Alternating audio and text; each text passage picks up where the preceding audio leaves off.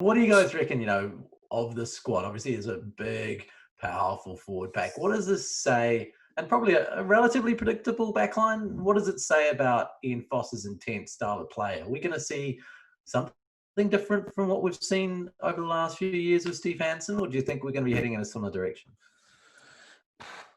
Yeah, well, I think with those Blues boys, they just bring that real physical presence.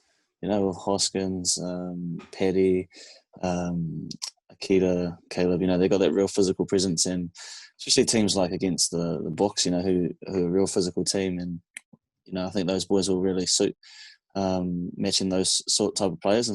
And also I feel like he's gone with a few young boys, and that's good for development in the coming years, maybe potentially the next World Cup. So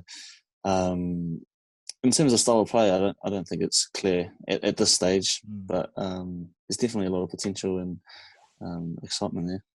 Yeah, I agree. And Fozzie knows that you still need to play. Like, it's all well and good picking big guys, but you still need to be able to play at speed and for the full 80 minutes with good fitness. So he's not. I imagine he's not.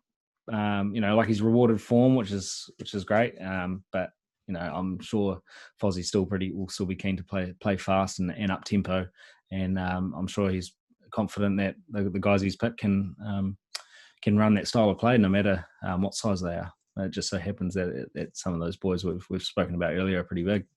One of the great things about this squad, outside of I suppose a couple of new guys in at lock and stuff like that, where there's a couple of injuries, is like often the year after a World Cup there are a bunch of new faces and the squad looks quite different.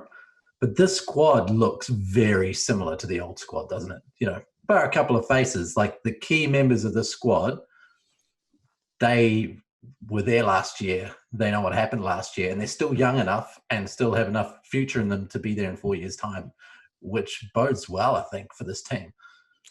Yeah, it does. I mean, there's a lot of guys probably still hurting from the loss last year, and that'll be really motivated to get on the walker and start getting some wins under our belt to build for that next World Cup, because there's probably nothing scarier for international rugby teams than a wounded All Black side. So there's certainly a lot of motivation there, but it is a long process though. Like 4 years, we're already talking about World Cup, so we can't get too far ahead of ourselves. Yeah.